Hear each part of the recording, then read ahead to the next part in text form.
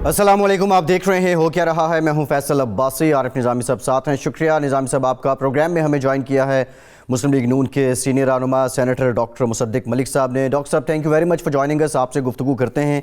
वज़ीर आज़म पाकिस्तान श्रीलंका के दौरे पर हैं, जहां उन्होंने श्रीलंका के सदर से, वज़ीर आज़म से और जो बिज़नेस कम्युनिटी है मुलाकातें की हैं। एक मरतबा फिर से इस अज़म का इयादा किया गया वज़ीर आज़म पाकिस्तान की जानिब से अपने खिताब में कि जो ख़ित्ता है, इस ख़ित्ते के मसाइल का हल जो है वो मुज़ाकरात में ही है। इससे मुतालिक भी ज़िक्र करेंगे। इसके साथ साथ बिलावल भुट्टो ज़रदारी लाहौर में हैं, यूसुफ रज़ा गिलानी के हमरा आज उन्होंने प्रेस कॉन्फ्रेंस भी की है। सुनने में आ रहा है कि कल उनकी मुलाकात भी है मरियम साहिबा से।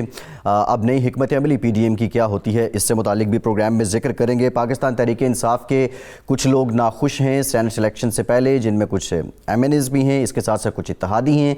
GDA की जानिब से भी अब एक आवाज़ सामने आ गई। लियाकत जतोई साहब के बाद अब अरबाब गुलाम रहीम साहब जो हैं, उन्होंने भी सैफुल्लाह अबड़ो की जो टिकट दी गई है उस पर अपने तहफ़्फ़ुज़ात का इजहार कर दिया है। इस सारे मामले पर भी बात करेंगे।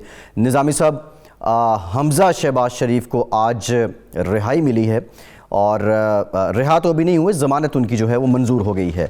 आपने पहले ही कहा था कि जो शहबाज शरीफ फैमिली है बिलखुसूस इनके लिए कुछ रिलीफ जो है वो आने वाला है। पोस्ट सेनेट इलेक्शन क्या लग रहा है आपको, सिनेरियो क्या होगा? हमज़ा साहब के बाहर आने के बाद शहबाज शरीफ साहब जो हैं उनका भी कोई उम्मीद नज़र आती है? शहबाज शरीफ से तो उम्मीद तो हमेशा से ही है कि उनका जो सियासी नुक्ता नगाह जो उनका बयानिया है वो ज़रा अपने बरादर अव्वल से मुख्तलिफ है, और अगर अभी वो वही रहे और वो बाहर आ जाएं तो ज़ाहिर है इससे फ़र्क पड़ेगा। लेकिन ऑलरेडी फ़र्क पड़ चुका है। PMLN जो है वो और PPP काफ़ी रिस्ट्रेंड है अब काफ़ी दिनों से इस मामले में जो जिसकी तरफ इशारा कर रहा हूँ। बहरहाल ये तो चलता रहेगा, लेकिन जिस तरह मरियम ने कहा है कि 1+1 से हम 2 नहीं बल्कि 11 हो जाएंगे, यही चले उम्मीद रखनी चाहिए कि हमज़ा के बाहर आने से खासा फ़र्क पड़ेगा। क्यों मेरे ख्याल से मुसद्दिक मलिक साहब से पूछते हैं, वो ये is in the dot. Mossadegh Malik साहब ये कि खुरफिरदौस आशिक अवान आज बहुत भरम है, उन्होंने खासी कहा कि इनको शाह खजाना भुगतना पड़ेगा, ये है वो है। ये अभी तक जो डस्का में जो इनको डिफीट हुई है वो उसको हज़म नहीं कर पाई। तो ये इतनी सीख पा क्यों है जो हुक्मरान जमात है, ये डस्का में जो हुआ उसकी बात जो हालात बने। हालांकि डस्का में जो हुआ है उसमें तो अग्रीमेंट पार्टी तो PMLN है। जी, दो ही चीज़ें हो सकती हैं आरिफ साहब। पहले तो ये है कि वहाँ पे कौन लोग एक्टिव थे PTI की तरफ से इलेक्शन कैंपेन में। तो हमारे दोस्त उस्मान डार साहब थे और डॉक्टर साहिबा थी और कुछ एक दो और भी होंगे, मगर यही चीदा अशखास थे जो हैंड्स ऑन इलेक्शन कैंपेन को लड़ रहे थे। अब आप मुझे ये बताइए, इससे क्या चीज़ आप नतीजा अखज़ कर सकते हैं? एक नतीजा तो आप ये अखज़ कर सकते हैं कि ये जो भी धांधली हुई ये इन्हीं ने करवाई या इन्हीं एक दो ने करवाई। मैं किसी एक शख्स का नाम नहीं ले रहा, मैं डॉक्टर साहिबा का नाम नहीं ले रहा, मगर जो लोग इन्वॉल्व थे, रात को शाम ढले मगरिब के बाद उनका गायब हो जाना और खला में तहलील हो जाना, जैसे कि बुजुर्ग हमारे कहा करते थे कि शाम को बेटा बाहर ना निकलना, शाम को जिन का साया होता है, गुम हो जाओगे, वापस नहीं आ पाओगे, कोई उठा के ले जाएगा। तो दो इसमें से हाइपोथेसिस जनरेट हो सकते हैं कि एक तो लोकल जो लोग एक्टिव थे ये उन्होंने सोचा कि खान साहब को खुश करने का क्या एक तरीका हो सकता है, हम कैसे दिखाएं कि हम किस कदर सरगर्म हैं और कितने अहम अराकीन हैं इस पार्टी के। तो उन्होंने कारनामा सरअंजाम दे दिया। खैर दे तो नहीं सकते थे अकेले, तो दिलवा दिया।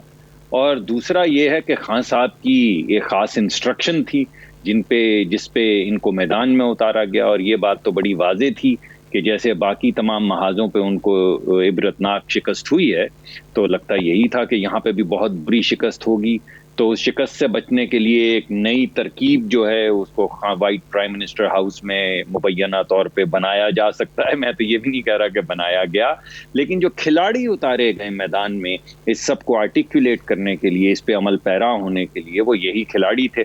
तो अब जब पकड़े गए اب جب ہاتھوں میں رنگے ہاتھوں وہ ڈبے پکڑے گئے، جب صبح کو جب وہ کیا ہوتے ہیں جو غائب ہو گئے تھے اشخاص، جب پریزائڈنگ آفیسرز، پریزائڈنگ افسران، تو جو رات کو انہوں نے فارم 45 کا اجرا کیا تھا اس میں نمبر کچھ اور تھے، جب دن میں وہ حاضر ہوئے تو نمبر کچھ اور تھے، دن اور شام کے درمیان میں ان کے ٹیلی فون بھی جو ہیں وہ کسی فوگ کی زد میں آ گئے، اور ٹیلی فون بھی بند ہو گئے، ان کے واٹس ایپ بھی بند ہو گئے، اور صرف انہی کے نہیں بند ہو گئے، ڈی ایس پی صاحب کے، ایس پی صاحب کے، آئی جی صاحب کے، چیف میں سیکرٹری صاحب کے، سب کے اوپر ایک فوگ سی چھا گئی۔ تو جب یہ سارا کچھ پکڑا گیا اور اس کی وجہ سے سبکی ہوئی، تو پھر کسی کو تو سیکھ پا ہونا تھا، یا وزیر اعظم سیکھ پا ہوتے اور یا ڈاکٹر صاحبہ سیکھ پا ہوتی۔ وزیر اعظم نے تو کہہ دیا کہ بھائی اگر 24 جگہ پہ یا 20 جگہ پہ چوری پکڑی گئی ہے تو 20 جگہ پہ دوبارہ انتخابات کروا لیں۔ تو جن کی ذمہ داری دی گئی تھی، یا جنہوں نے ہو سکتا ہے اوور زیلس ہو کے یہ تمام ایکٹیویٹی بنائی ہو، اس کو تشکیل دیا ہو، اس کو ایگزیکیوٹ کیا ہو، وہ بیچارے سیکھ پا ہو گئے۔ یہ میں نے آپ کو لمبا ایک گردان کی ہے، مگر جو مجھے سمجھ آئی ہے وہ میں نے آپ کے ذریعے عوام تک اور آپ کے سامنے بھی پیش کر دیا جی۔ تو ڈاکٹر صاحب یہ بات جو ہے یہ بائی الیکشن کی کہاں پہ جا کے مکے گی؟ دیکھیے، الیکشن کے اندر جو irregularities ہوئی ہیں، جو بے قاعدگیاں ہیں، وہ تو آپ کے سامنے ہیں۔ آپ نے کئی جگہ پہ دیکھا کہ عورتیں فریاد کر رہی ہیں کہ یہاں تو فائرنگ نہیں ہوئی تو 4 5 6 گھنٹے سے یہاں پہ پولنگ کیوں بند ہے، وہ بھی آپ نے دیکھا۔ پھر آپ یہ دیکھیے، آپ نے وہ بھی دیکھا کہ اگرچہ انہوں نے تو ہم ہی کو گردانا کہ ہم دہشت گردی کرتے ہیں، غنڈہ گردی کرتے ہیں، لیکن ایک عجیب سی بات ہے کہ غنڈہ گردی ہم کرتے ہیں، مگر ہر کلپ میں تصویر جو نظر آ رہی ہے وہ پی ٹی آئی کے کینڈیڈیٹ کی نظر آ رہی ہے، اور اس کے ساتھ کلشنکوف لیے ایک صاحب متواتر فائرنگ کیے جا رہے ہیں، اور وہ مسکرا رہے ہیں، فاتحانہ مسکراہٹ ہے ان کے چہرے کے اوپر کہ ووٹ کے ذریعے تو ہم شاید نہ جیت سکیں مگر بندوق کے ذریعے تو جیت ہی لیں گے۔ پھر آپ نے کراچی میں بھی دیکھا وہ شیخ صاحب جس طرح وہ اپنی کلشنکوف لے کے وہ اسی طرح کے ایک الیکشن میں مختلف داخل ہو رہے ہیں پولنگ سٹیشنز میں، تو اس سے آپ کو ایک جو اصل رخ ہے وہ صاف چلی، شفاف چلی، کی شفافیت اور صفائی جو ہے وہ آپ کے سامنے آ گئی، بالکل شفافیت کے ساتھ وہ تمام چیزیں اب سامنے آ رہی ہیں۔ تو یہ پی ٹی آئی کا اصل فاسقانہ ایک چہرہ ہے جس کو ہم بہت دیر سے سہ رہے تھے اور دیکھ رہے تھے، عوام نہیں دیکھ رہی تھی، بیکاز یہ صرف پارلیمان میں ہوتا تھا کہ کس کی ویڈیو دکھانی ہے، کس کے بچوں کا پیچھا کرنا ہے، کس کا کاروبار بند کرنا ہے، کس پہ نیب کے مقدمات کرنے ہیں، کیسے ووٹ دلوانے ہیں، کیسے 64 لوگ کھڑے ہوں تو انشور کرنا ہے کہ 50 رہ جائیں۔ تو یہ تمام چیزیں جو ہم تو بہت دن سے سہ رہے تھے اور ہمارے سامنے تھی، یہ جو انہوں نے بے لاگ جو دھاندلی کی ہے اس سے یہ اب عوام کے بھی سامنے آ گئے ہیں، اور میرے خیال میں اس کا کچھ نہ کچھ مداوع تو کرنا ہی پڑے گا۔ جس سطح کی بے ایمانی کی گئی ہے، جس سطح کی چوری کی گئی ہے، ہماری تو التجا یہی ہے، سبمیشن یہی ہے الیکشن کمیشن سے کہ یہاں پہ الیکشن دوبارہ کروائے جائیں، اور باقاعدہ ہم نے اپنی استدعا جو ہے وہ پیش کر دی ہے، اور بہت امید رکھتے ہیں کہ ان تمام چیزوں کو جو سب کے سامنے آ چکی ہیں، کلپس کی شکل میں آ چکی ہیں، ان کو مد نظر رکھتے ہوئے الیکشن جو ہے وہ دوبارہ سے ہوگا اس علاقے میں۔ دیکھیے، میں معافی چاہتا ہوں، میں بات آگے بڑھا رہا ہوں۔ جیسے انصاف ہوتا ہوا نظر آنا چاہیے، انصاف ہونا بھی چاہیے اور نظر بھی آنا چاہیے، اسی طرح ووٹ کا بھی انصاف ہوتا ہے۔ ووٹ میں شفافیت ہونی بھی چاہیے اور نظر بھی آنی چاہیے۔ اس وقت ووٹ کی شفافیت نہ ہے اور نہ نظر آ رہی ہے، تو میں سمجھتا ہوں کہ یہ مقرر ہے الیکشن کمیشن پہ التجا کی شکل میں اور ایک سبمیشن کی شکل میں کہ وہ ریسٹور کریں لوگوں کا کانفیڈنس کہ جو اس کو ووٹ وہ ڈالیں گے وہی اقتدار میں آئے گا، وہی ان کی ریپرزنٹیشن کرے گا، وہی ان کا خادم ہوگا، اسی کا وہ گربان۔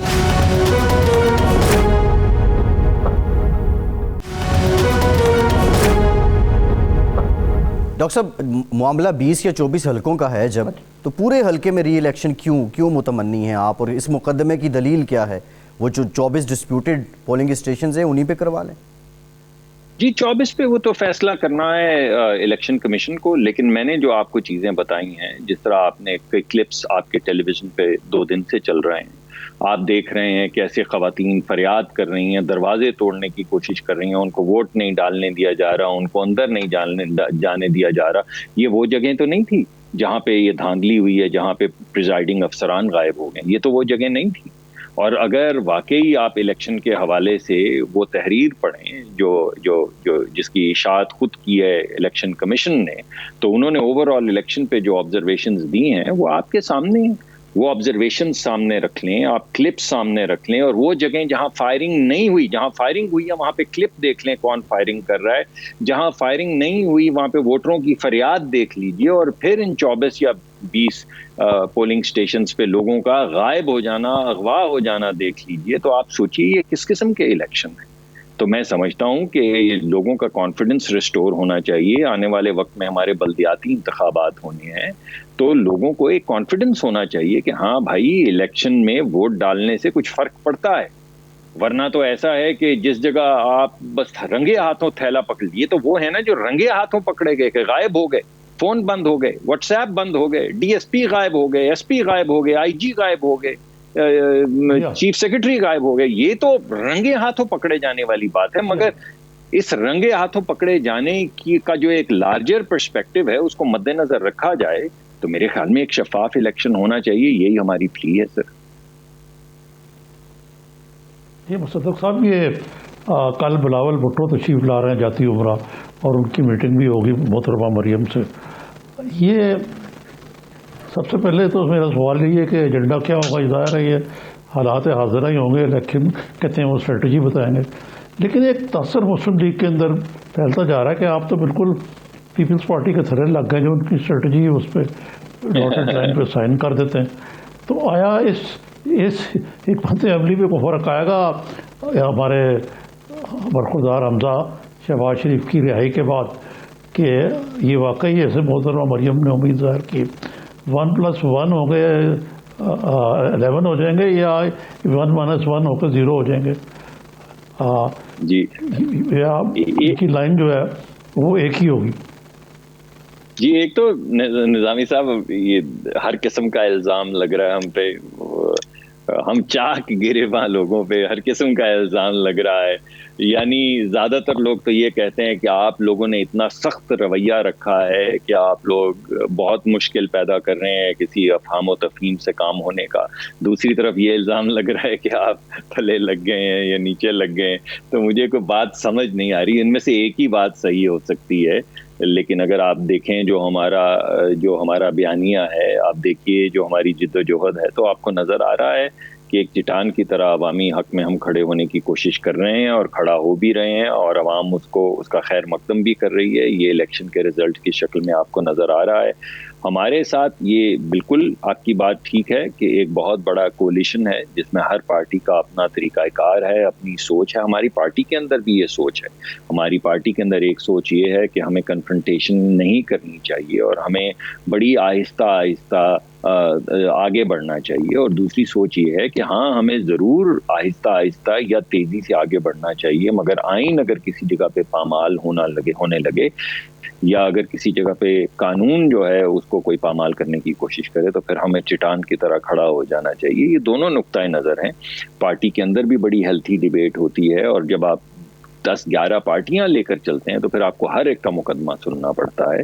اور جہاں پہ ایک کنسنسس ڈیولپ ہو جس میں زیادہ تر پارٹیز یہ فیل کریں کہ ہاں کوئی حرج نہیں ہے, اس لائحہ عمل یا اس طریقہ کار کو بھی تھوڑی دیر کے لیے اپنا کے دیکھ لیتے ہیں, اور اس کے بعد پھر ہم اپنا حتمی کارڈ, جو آخری کارڈ ہمارے پاس 2-3 ہیں, وہ کھیلیں گے, تو اس میں کچھ حرج نہیں ہوتا. یہی کولیشن کے اندر, کولیشن تو خیر ہمارا نہیں ہے مگر ہم اکٹھے مل کے کام کر رہے ہیں, تو اکٹھے کر کے ایک الحاق کی شکل میں, الحاق بھی نہیں ہے کیا کہوں گا میں اس کو, تو جو سب پارٹیز کو اگر ہمیں ساتھ لے کر چلنا ہے تو پھر ہر پارٹی کی آواز سننی ہوگی, بات سننی ہوگی, انہیں ساتھ لے کر چلنا ہوگا, اور یہی کوشش کی جا رہی ہے. اور یہ حمزہ صاحب کی کیا امپلیکیشنز ہیں؟ میں سمجھتا ہوں کہ بہت اچھا ہے. آج مریم صاحبہ نے کہا کہ میرا چھوٹا بھائی ہے اور میرا تو دل بڑا ہو گیا ان کی رہائی سے, اور اب 1+1 2 نہیں 1+1 11 ہوگی. اور میں سمجھتا ہوں یہ بات ٹھیک ہے, کیونکہ جس طرح کی آپریشنل سیاسی بصیرت حمزہ صاحب رکھتے ہیں، جس طرح کے ان کے تعلقات ہیں، ریلیشن شپس ہیں ایم پی اے سے، ایم این اے سے، علاقے پورے پنجاب کے اندر جتنی محنت سے انہوں نے کام کیا ہے پچھلے 20-25 1990 سے کام کرتے چلے آ رہے ہیں اور مسلسل کر رہے ہیں، جیلوں کی صعوبتیں بھی کاٹتے ہیں، پھر الیکشن ایئرنگ بھی کرتے ہیں، پھر پارٹی کا مقدمہ بھی لے کر آگے بڑھتے ہیں. تو میں سمجھتا ہوں کہ ان کے آنے سے بہت تقویت ملے گی، اور عوام کا جو ایک سمندر اب ہمارے ساتھ چل رہا ہے اس کا جو پولیٹیکل اینگل ہے اس کو وہ اور سٹرونگ کریں گے، جتنا سٹرونگ ہے اس سے زیادہ انشاءاللہ. ٹھیک، بہت شکریہ ڈاکٹر مصدق ملک صاحب آپ کے وقت کا. آپ ہمارے ساتھ ایک بریک لیتے ہیں، بریک کے بعد جب واپس آئیں گے تو ڈسکا الیکشن کو لے کے ایک اور ویڈیو سامنے آئی ہے جس میں مبینہ طور پہ ڈاکٹر فردوس عاشق اعوان صاحبہ وزیر داخلہ شیخ رشید صاحب سے گفتگو کر رہی ہیں، ٹیلی فونک گفتگو کر رہی ہیں. بریک کے بعد ذرا اس کی ڈیٹیل آپ کو بتائیں گے، ہمارے ساتھ رہیے.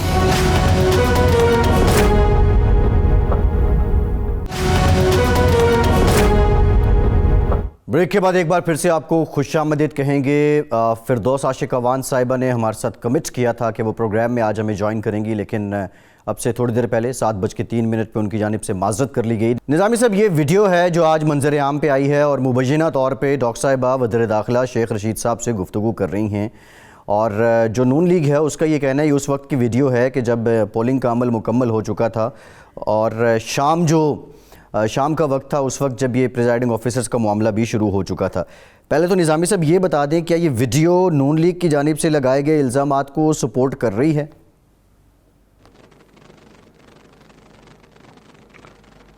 یہ اس بات کو تو یقیناً سپورٹ کر رہی ہے کہ فردوس عاشق اعوان میں ایک اسپوکس مین کے طور پہ ڈسکا کے جو معاملات ہیں ان کو حکومت کی جانب سے ڈیفینڈ نہیں کر رہی، بلکہ ان کا کچھ اس سے زیادہ کلیدی رول بھی ہے. ان کا یہ علاقہ بھی ہے، حلقہ بھی ہے، اور انہوں نے ایک اپنے افادیت کو ثابت کرنے کے لیے ضرورت سے زیادہ ہی پرجوش عزم سے کام لیا، جس کا اب ان کو ڈیفینڈ بھی زیادہ کرنا پڑ رہا ہے اس معاملے کو.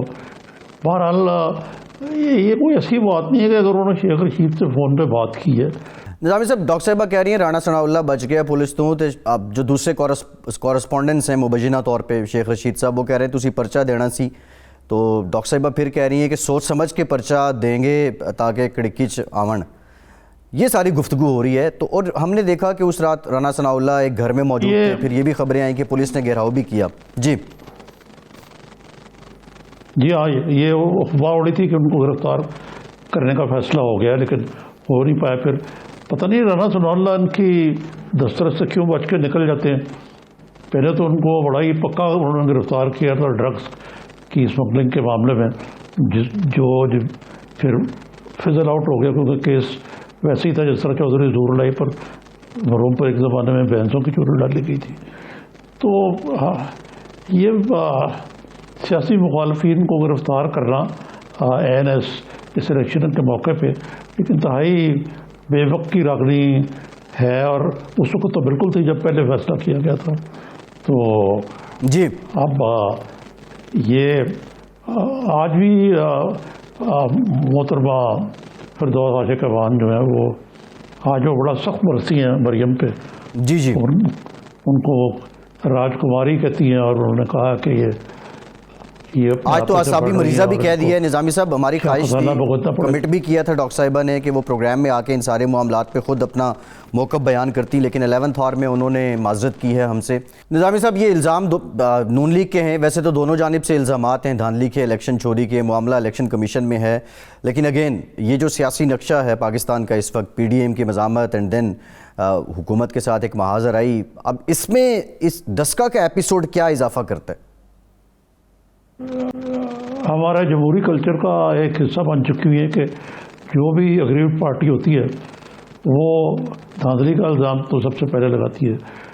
خود عمران خان نے اس کو ایک اپنا صحیفہ ایمان بنایا ہوا تھا کہ جی دھاندلی ہوئی ہے بڑی سخت. اور اب دیکھا جائے تو ان کی حکومت کی طرف سے کوئی ان سارے جو الیکشن سے مزہ نہیں آیا. ایسے کچھ وائبس ملتی ہیں کہ یہ آئندہ الیکشن جو جنرل الیکشن آنے ان کے لیے بڑا ٹریلر ہے جو کہ بڑا خراب قسم کے ماحول کی طرف نشاندہی کر رہا ہے، اور جو کوئی ایک مورل ہائی گراؤنڈ تھا موجودہ حکومت کا وہ انہوں نے لوز کر دیا ان الیکشنز کے ذریعے، نہ صرف ڈسکا میں ادروائز اوور آل بھی دیکھیں تو یہ، اور دوسری یہ ہے کہ اس سے ایک یہ بھی نکلتی ہے بات کہ بجائے کہ اپوزیشن زخموں کو چاٹ رہی ہوتی ہے، وہ غریب بھی ہیں اور وہ وکٹر بھی ہیں اس لحاظ سے کہ وہ اپنی سیٹ ریٹین کی ہیں، جیتے ہیں۔ سندھ میں مطلب بال بیکا نے کر سکی پیپلز پارٹی کا پی ٹی آئی، تو یہ اب یہ ساری فرسٹریشن جو ہے یہ لوگوں پر نکل رہی ہے۔ جی اچھا نظامی صاحب، ایک اور معاملہ ذرا، یوسف رضا گیلانی صاحب اور شہباز شریف صاحب کی آج پیشی کے موقع پہ ملاقات، آپ نے ڈاکٹر صاحب سے ایک بات جاننا چاہی تھی کہ یوں لگ رہا ہے کہ ساری پیپلز پارٹی کی پالیسی کو ہی مینوان مان رہی ہے نون لیگ، یہ یوسف رضا گیلانی صاحب کے نام پہ کیا ساری نون لیگ متفق ہے؟ آپ کو لگ رہا ہے یا کچھ لوگوں کے تحفظات ہیں؟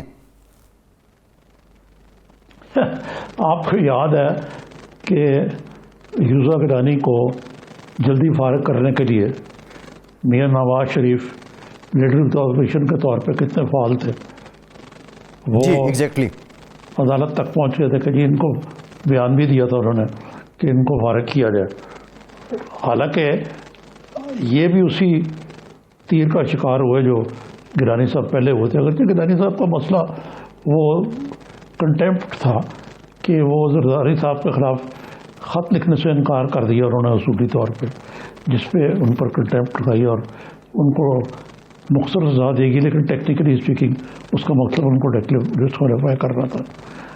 تو اس لحاظ سے یہ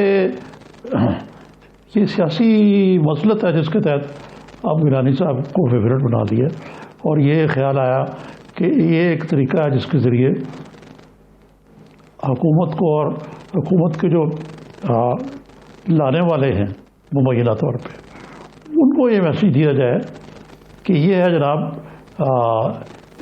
موجودہ حکومت کی اوقات کہ نو کانفیڈنس تو بات کی بات ہے، گیلانی کا ہار جانا یہ ایک قسم کا نو کانفیڈنس ہوگا، لیکن یہ اتنا آسان نہیں ہے جتنا سمجھا جا رہا ہے۔ 20-21 ووٹوں کا فرق ہے دونوں میں کولیشن میں، اور آپ کو پتہ ہے کہ بہت سے لوگ ایکٹیویٹ ہوئے ہیں صرف گیلانی صاحب کو شکست دینے کے لیے، حتیٰ کہ ہمارے دوست جہانگیر ترین بھی بڑے فعال ہیں، وہ کہتے ہیں میں اپنے دوست کو کر رہا ہوں، لیکن یہ بھی عجیب ایک ستم وریفی ہے کہ عزیز گیلانی صاحب نے کہا کہ میری عزیز داری ہے جہانگیر ترین صاحب سے۔ اب جہانگیر ترین کی جو اہلیہ ہے وہ یوسف گیلانی کی کزن ہے جی، اور اسی طرح اسی حوالے سے احمد محمود جو پیپلز پارٹی کو ایڈوائز کیا انہوں نے گیلانی کارڈ کے معاملے میں، ان کا بھی یہی رشتہ ہے، وہ بھائی ہیں، بہن بھائی ہیں دونوں۔ تو یہ ایک دلچسپی قسم کی صورتحال ہے، اور اس سے یہی بات ثابت ہوتی ہے کہ سیاست کے اندر کچھ بھی ممکن ہوتا ہے۔ اب آج گیلانی صاحب جو ہیں وہ عزیز دار ہیں، لیکن وہ ایک اپوزٹ پوزیشن میں کھڑے ہیں، اور کل کو پھر کو معاملات جو ہیں تبدیل ہو سکتے ہیں۔ بالکل ٹھیک ہے نظامی صاحب، خیر سیاست میں یہ تو سب ہو رہا ہوتا ہے۔ ہم بات کرتے ہیں جو پی ٹی آئی سے ریلیٹڈ ناخوش یا ناراض عناصر ہیں یا ممبران ہیں، اس پہ خاصی بات ہوئی، لوگوں نے برملا اظہار بھی کیا۔ بظاہر تو نون لیگ اور پیپلز پارٹی سے اب تک ایسی کوئی آواز اٹھی تو نہیں ہے، لیکن آپ کو نہیں لگتا کہ پی ڈی ایم میں بھی یہ گیلانی صاحب کی نامینیشن کو لے کے کوئی ناخوش عناصر ہوں گے اور وہ اظہار نہیں کر رہے، یا نہیں ہے مکمل مینوان جیسا لیڈر کا حکم آیا ویسے ہی مان لیا اور سب کا اتفاق ہے گیلانی صاحب؟ دیکھیں کوئی مینوان تو نہیں ہو سکتا، مینوان تو نہیں ہو سکتا اتفاق، لیکن میرا نہیں خیال کوئی گیلانی صاحب کا کوئی لمبا چوڑا کوئی اختلاف ہوگا کسی، اس کی وجہ ہے کہ گیلانی صاحب ایک متنازع آدمی بھی ہیں، کرپشن کے الزامات ہیں ان پر، وہ اپنی جگہ پہ ہیں، لیکن بڑے برنجہ برنج آدمی ہیں، اور یہ واحد پرائم منسٹر ہے پاکستان کے جو ہر روز، مطلب حالیہ جو پرائم منسٹر ان میں سے، ماضی کا تو شاید مجھے نہ معلوم ہو، کہ یہ ہر روز اسمبلی میں جاتے تھے، وقفہ سوالات اٹینڈ کرتے تھے، اپوزیشن کے لوگوں سے زیادہ ملتے تھے، تو ان کا جو رابطے ہیں وہ اپوزیشن سے بھی ہیں اور حکومت سے، تو اس لحاظ سے جس رول کے لیے گیلانی صاحب کو انہوں نے چنا ہے PDM ने, वो रोल उस पर वो फिर बैठते हैं। जी अच्छा, निज़ामी साहब, मरियम नवाज साहिबा ने कहा कि ये हुकूमत आखिरी सांसें ले रही है। पार्टी के जी, ये हुकूमत आखिरी सांसें ले रही है और वेंटिलेटर पे, और अब कल जो मुलाकात होनी है बिलावल भुट्टो और मरियम नवाज साहिबा की, इसका क्या नो कॉन्फिडेंस सर फहरिस्त होगा, प्रायोरिटी पे होगा, लॉन्ग मार्च होगा, सेनेट इलेक्शन तो होगा ऑब्वियसली, तो अब ये क्या next move post senate election क्या है? मेरे ख्याल से अभी तो इमीडिएट एजेंडा तो सेनेट के इलेक्शन से ज़्यादा ये सेनेट के इलेक्शन में यूसुफ गिलानी का इलेक्शन पर स्ट्रेटजी होगी, और अमूमी तौर पे सेनेट के इलेक्शन पे। बाकी चीज़ें फिर बाद में आती हैं। जो रोड मैप के ये आया, एक क्रिटिसिज्म हो रहा है मौलाना पे, हालांकि उन्होंने कहा कि हमने मौखर कर दिया कि लॉन्ग मार्च को तो आप बिल्कुल भूल भाल ही गए हैं। आपकी जो तहरीक थी वो भी को मौखर हो गई है, जिसमें उन्होंने ये यकीन दहानी कराई है जो कि ये जैसे ही सेनेट के इलेक्शन होंगे हमारी सोच उस तरफ होगी। अच्छा निज़ामी साहब, इस वक्त देखा जाए तो जो सबसे बड़ा इवेंट है वो सेनेट का इलेक्शन है सारी सियासी जमातों के लिए, लेकिन ये ज़िमनी इलेक्शन के बाद जो इतनी बहस छिड़ गई, धांधली, इलेक्शन चोरी, तवज्जो अवाम की जो है वो मोस्टली या तो ज़िमनी इलेक्शन की तरफ है या फिर क्रिकेट का जो इवेंट चल रहा है उसकी तरफ है। जो सेनेट को लेके तैयारियां इन सियासी जमातों ने करनी थी, आप समझते हैं कि वो पैरेलल बिल्कुल जारी हैं? और ये इलेक्शन क्योंकि ओपन बैलेट का मामला भी है, पिछले इलेक्शंस की निस्बत कितना मुख्तलिफ होगा? जो मुबैना भाव ताओ या ख़रीदो फ़रोख्त होती है वो बाज़ार वैसे ही गर्म रहेगा या आपकी बार नहीं होगा या कम होगा? क्या एनालिसिस है आपका? देखें जी, जो दवा की बढ़ता गया मर्ज़ जो है, और ये मर्ज़ भी ये जो है ना करप्शन का, ये आपने देखा है कि रेट बढ़ गए हैं, और पाकिस्तान को खुद जो ट्रांसपेरेंसी इंटरनेशनल ने डाउनग्रेड कर दिया, 117 से 124 पे आ गए या क्या नीचे आए। तो मकसद कहने का ये है कि ये किस तरह काम होगा जब नियति किसी की नहीं है। क्या ये ओपन बैलेट इसलिए हो रहा है कि सिर्फ ट्रांसपेरेंसी के लिए? ये तो इसलिए हो रहा है कि इनके जो अपने अरकान हैं इन पर कोई एतमाद नहीं है पूरा किसी को। ये जो मीना बाजार है वोटों का, ये सेनेट में तो इसका रेट खूब चलता है और वो चढ़ेगा। आप इसीलिए तो देखें ना कि लोग अपने अपने कैंडिडेट्स को टिकट दिलवाने के लिए कितनी तवज्जो कर रहे हैं। अब कई लोगों के नाम आ रहे हैं और वो सेनेट की वजह से आ रहे हैं ज़्यादा, कि वो रकम पकड़ लेते हैं जी और कहते हैं कि जी आपको टिकट दिलवा देंगे। निज़ामी साहब, कल के प्रोग्राम की खरीद फरोख्त अलग है। जी, कल के प्रोग्राम में हमारे साथ लियाकत जतोई साहब थे, उन्होंने अपने रिजर्वेशन का इजहार किया। ये तो पार्टी मेंबर हैं, PTI के हैं। अब इसी तरह KPK से भी एक दो लोग हैं जिन्होंने अपने तहफ़्फ़ुज़ात का इजहार किया। फिर GDA वाले इत्तेहादी जो हैं, अरबाब ग़ुलाम रहीम साहब से मुताल्लिक एक बयान आज उन्होंने भी कहा कि एक जयाला है, इसका बैकग्राउंड सब जानते हैं, उस शख्स को टिकट दे दी है। क्या इमरान खान की एक कॉल पे ये सब लोग जो उनके इत्तेहादी हैं या उनकी जमात में हैं वो वैसा ही करेंगे जैसे इमरान खान हुक्म फरमाएंगे, या ये जो नाखुश अनासिर हैं ये सेनेट इलेक्शन में कहीं ना कहीं अपना काम दिखा जाएंगे?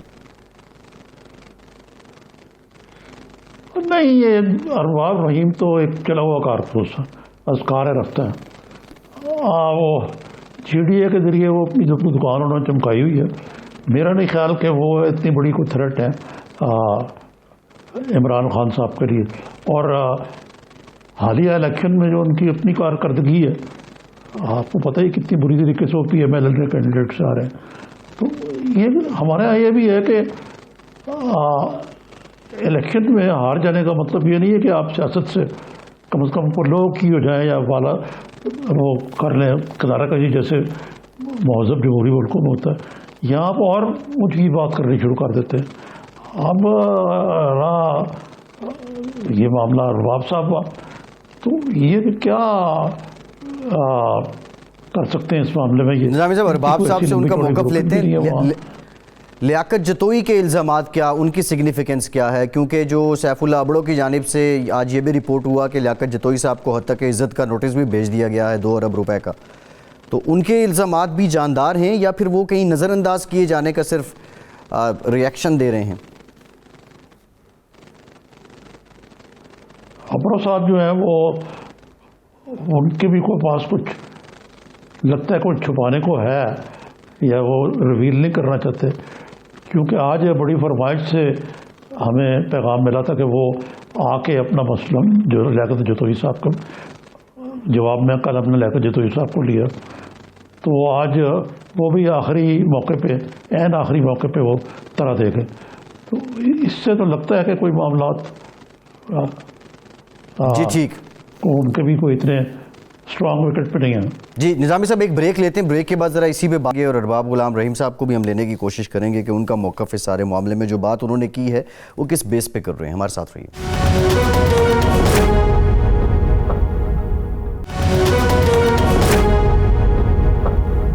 بریک کے بعد ایک بار پھر سے آپ کو خوش آمدید کہیں گے. ہمیں جوائن کیا ہے سابق وزیر اعلیٰ سندھ اور جی ڈی اے کے رہنما ارباب غلام رحیم صاحب نے. بہت شکریہ ارباب صاحب آپ کے وقت کا. آپ سے گفتگو کرتے ہیں. نظامی صاحب، ارباب صاحب نے ایک سٹیٹمنٹ دی ہمارے ہی چینل سے گفتگو کرتے ہوئے آج، اور انہوں نے یہ کہا ہے کہ جو ابڑو صاحب ہیں، ایک تو یہ جیالے ہیں، ان کا بیک گراؤنڈ ویسا ہی ہے، اور دوسرا انہوں نے کہا کہ جو وفاقی حکومت ہے سندھ کے معاملات پر سمجھوتا کر رکھا ہے انہوں نے. نظامی صاحب.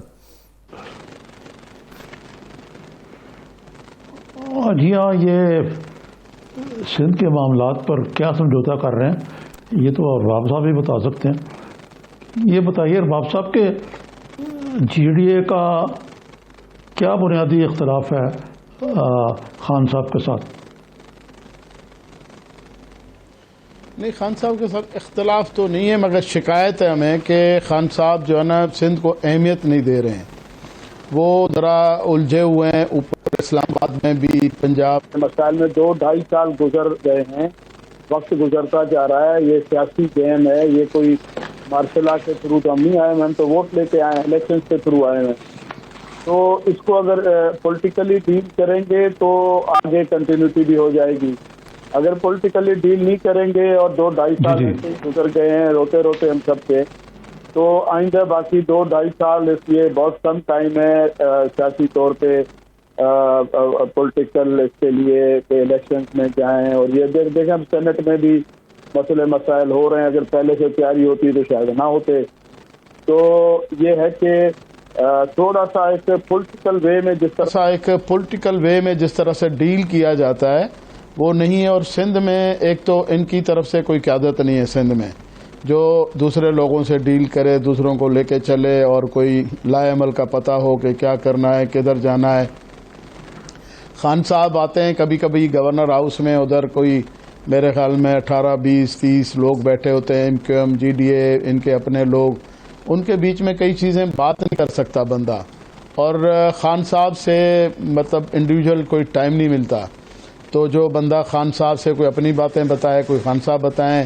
اور دیکھیں سندھ میں ہم لوگ رہتے ہیں، ہم انٹیریئر سندھ کے بلکہ ایون شہروں کے بھی، میں تو چیف منسٹر رہا ہوں، ہمیں یہاں کے ڈائنامکس کا زیادہ پتہ ہے، کیسے کرنا ہے، کیا کرنا ہے، کون کون ہے. تو وہ خان صاحب مشورہ ہی نہیں کرتے کسی سے. تو یہ مسئلے مسائل ہیں. اب اپنی پارٹی سے تو شاید کرتے ہوں گے، مگر اپنی پارٹی سندھ میں اب آپ دیکھیں نا، سندھ میں سانگڑ ڈسٹرکٹ میں 6000 ووٹ لیے ہیں، کینڈیڈیٹ نہیں ملا، وہ ایسے ہی کھڑا کر دیا کسی کو. پیسا پگاڑوں نے بھی اپنا بندہ نہیں کھڑا کیا. اور آپ کے کراچی میں 4000 ووٹ لیے ہیں، اور حلیم عادل کے ساتھ جس طرح زیادتی ہو رہی ہے میں اس کو کنڈیم بھی کرتا ہوں. اور یہاں سندھ میں تو 12 سال سے یہی سلسلہ چل رہا ہے انتقامی کارروائیوں کا. جو الیکشن لڑتا ہے اس کے اوپر یہی ہوتا ہے. اور میں عمر کوٹ سے الیکشن لڑا ہوں، اللہ کی مہربانی سے 2 سیٹوں پہ مقابلہ ہوا سندھ میں. پاکستان میں باقی جگہوں کا مجھے رزلٹ کا نہیں پتا. ایک تھرپارکر کے الیکشن ایک ان نون سا آدمی تھا جو پی ٹی آئی کی طرف سے ہم نے کھڑا کیا، اور اس نے 52,000 ووٹ لیے. اور لامالا پیپلز پارٹی والے نے 1 لاکھ ووٹ لیے، مگر وہ بالکل ان نون سا بندہ تھا. اور عمر کوٹ میں خود کھڑا ہوا، کیونکہ 18 میں بھی میں کھڑا ہوا، تو وہ بھی میری سیٹ نہیں ہے، کہیں کانسٹیٹوئنسی دوسری ہے. تو وہاں سے میں نے 32,000 ووٹ لیے. تو اب یہ ہے کہ جو 2 انٹیریئر کی کانسٹیٹوئنسیز ہمارے حوالے سے تھی، ہم نے تو اللہ کی مہربانی سے مقابلہ کیا اچھا. اور وہ یہاں تو کئی اور چیزیں ہوتی ہیں نا. میں الیکشن میں آپ کو بتاؤں، ایک پولنگ اسٹیشن پہ میں گیا، ایک بندہ شکایت کر رہا تھا کہ جی میں ان کے پاس گیا ہوں، یہ کہتے ہیں آپ کا ووٹ ہو گیا. وہ کیا کرتے ہیں کہ یہ ووٹر لسٹ پہ جو شناختی کارڈ کے نمبر درج ہوتے ہیں، وہ ادھر بیلٹ کے اس کے پیپر پہ جو کاؤنٹر فائل ہوتا ہے اس پہ لکھ کے اور انگوٹھا کسی کا بھی لگا کے ووٹ ڈال دیتے ہیں۔ اب اس ووٹ کو چیلنج جو کرے گا جا کے الیکشن ٹریبیونل میں، یہاں تو الیکشن ٹریبیونل میں فیصلے ہی نہیں ہوتے۔ ارباب صاحب آپ نے کہا 12 گریڈ کی نوکری کے لیے آئے ہوئے لوگوں کو ٹکٹ دے دی ہے پی ٹی آئی نے۔ سیف اللہ ابڑو صاحب کے نام پہ بنیادی طور پہ کیا اعتراض ہے؟ آپ بھی اعتراض اٹھا رہے ہیں، کچھ پی ٹی آئی کے اپنے لوگ بھی اعتراض اٹھا رہے ہیں۔ دیکھیں، سیف اللہ ابڑے سے میرا تو کوئی ذاتی دشمنی نہیں ہے، بلکہ میں چیف منسٹر تھا تو ہمارے ساتھ بھی تھا یہ، اور جیسے ہماری گورنمنٹ چینج ہو گئی تو پھر وہ فریال ٹالپور صاحبہ کا خاص الخاص بندہ بن گیا، پھر ابھی پی ٹی آئی کے ساتھ ہے، تو وہ جو ان کا مسئلہ ہے، یہ پارٹی کا ہے، یہ وہ جانے۔ مگر وہ سندھ میں دیکھیں لیاقت جوتوئی اور باقی لوگوں نے بھی تو اعتراض کیا ہے نا۔ اب یہاں بیٹھ کے کوئی مشورہ ہوتا کہ بھائی کون کینڈیڈیٹ ہونا چاہیے، کس طرح ہونے چاہیے، اور تو اس طرح سے اب یہ تو ان کا مسئلہ ہے۔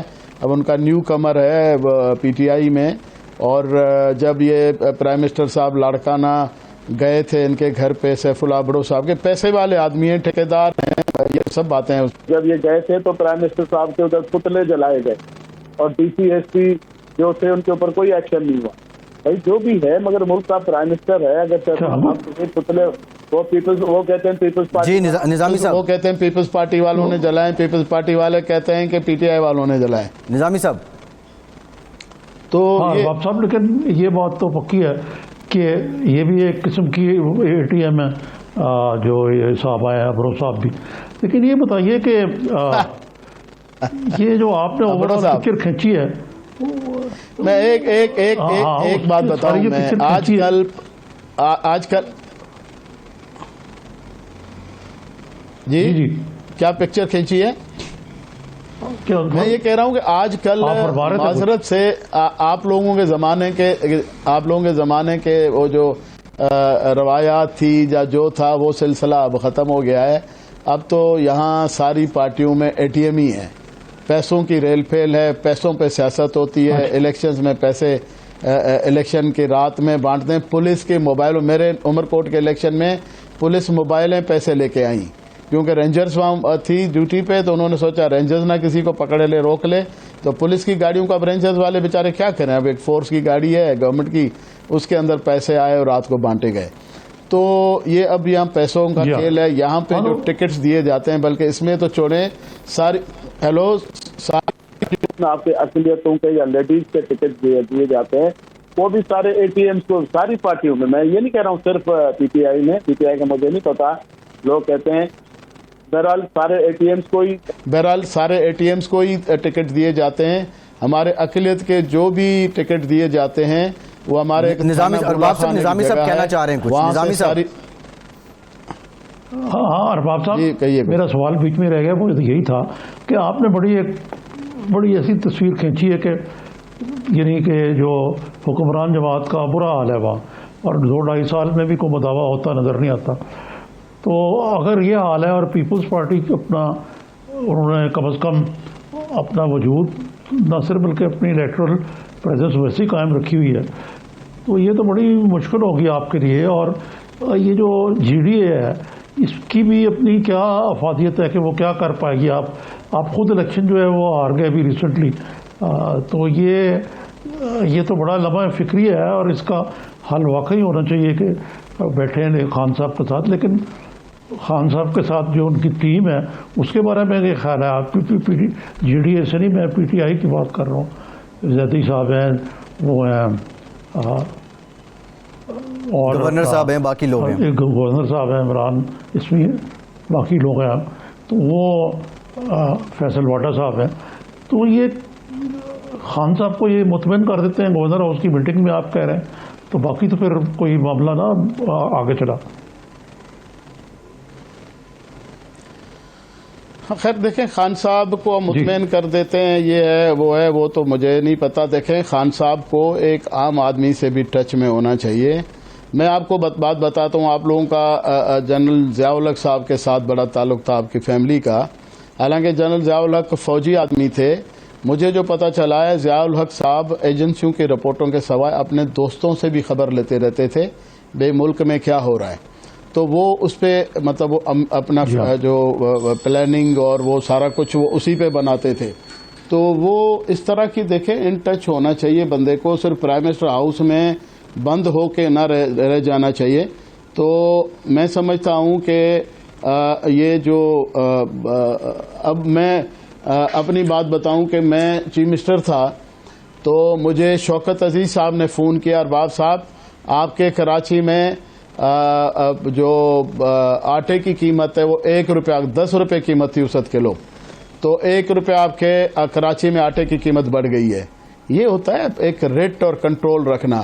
تو مجھے خود چیف منسٹر کو نہیں پتا تھا, مگر پرائم منسٹر کو وہاں سے پتا چلا, پھر میں نے چیک کیا تو صحیح بات تھی. پھر میں نے دوسرے دن سارے جو انڈسٹریز والے تھے ان کو بلا کے میں نے کہا جب ہم آپ کو کوٹا دیتے ہیں گندم کی تو یہ آٹے کی قیمت کیوں بڑھی, اور کل سے آپ اپنی بوریاں باہر رکھیں گے کارخانوں کے اور یہ قیمت واپس ہونی چاہیے, اور ہو گئی.